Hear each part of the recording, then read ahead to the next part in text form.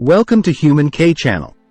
Today, we're going to talk about Sigmund Freud's important Freudian theory. Freud's thoughts have changed the way we think about human behavior and personality in a big way. Let's dive in. His own childhood sexual tensions, dreams, and memories had a significant influence on Freud's theory. He thought that these personal experiences helped him come up with his most important ideas. Freud said that the human mind is made up of three parts that are all connected: the id, the ego, and the superego. The id is made up of our natural feelings and wants. It works on the happiness principle and wants to feel good right away. The ego, on the other hand, is the rational part of our psyche.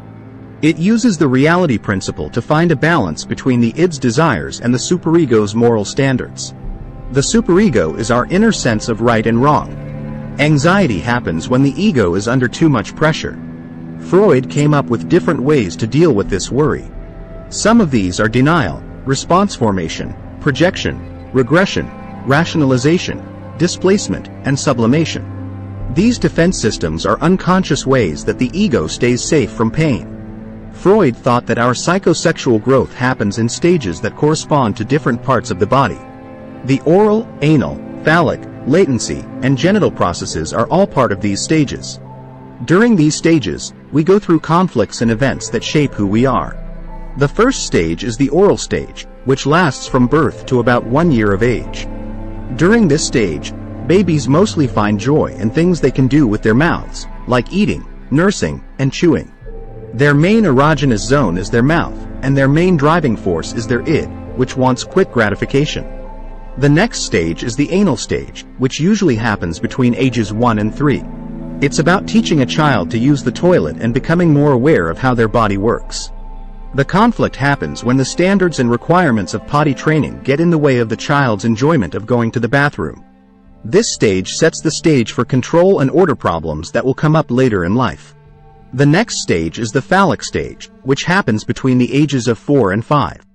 During the phallic stage, children may have the Oedipus complex, which is characterized by unconscious sexual wants for the parent of the opposite sex and feelings of rivalry and fear toward the parent of the same sex. Boys may worry about being castrated, while girls may have penis envy. These things help people figure out who they are and what their superego ideals are. The latency stage comes after the phallic stage. It lasts from about age 5 until puberty. During this time, kids tend to keep their sexual urges under control because they are busy with school, sports, and friendships with people of the same gender. The focus changes from sexual exploration to learning and getting along with other people. The last stage is the genital stage, which happens between the ages of 12 and 25. This is when sexual desires start to grow and mature relationships start to form. People want to find their own identities, build close relationships, and show their sexuality in a healthy way. It is an important part of growing up and becoming a well-rounded adult. Freud's study was mostly based on case studies, which were in-depth looks at the experiences of a few people. But it's important to remember that his methods lacked objective observation, planning, and the ability to be used again and again. Studies have supported some aspects of Freud's theory, such as the unconscious, repression, and defense mechanisms.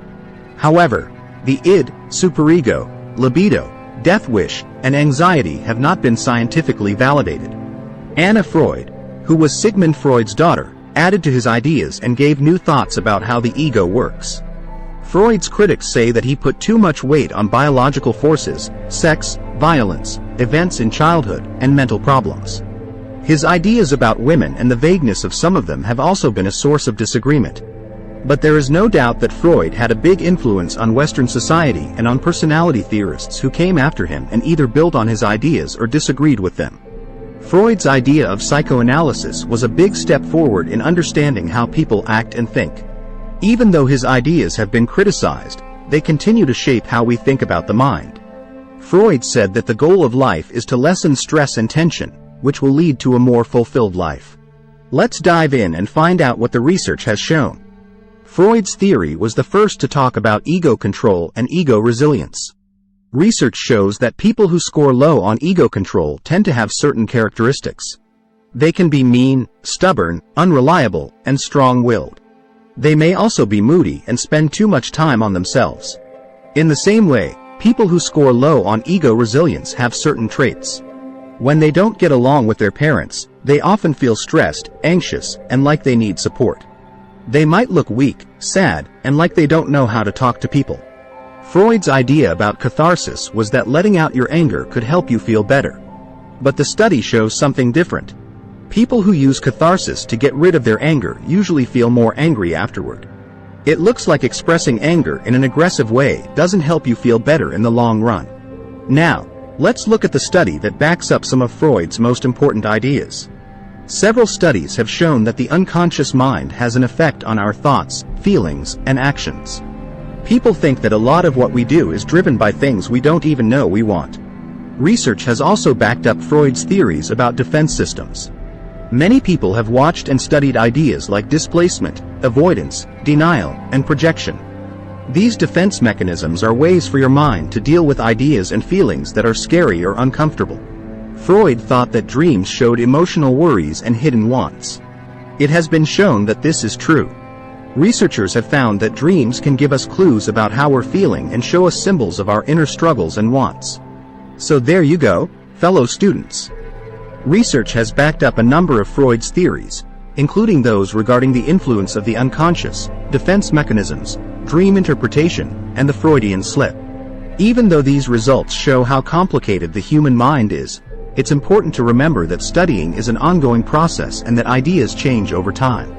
Remember that as we learn more about the human mind, we should stay curious, critical, and open to new ideas. Together, we can add to the information and understanding that are always growing. Thank you, fellow students, for joining us on this interesting trip.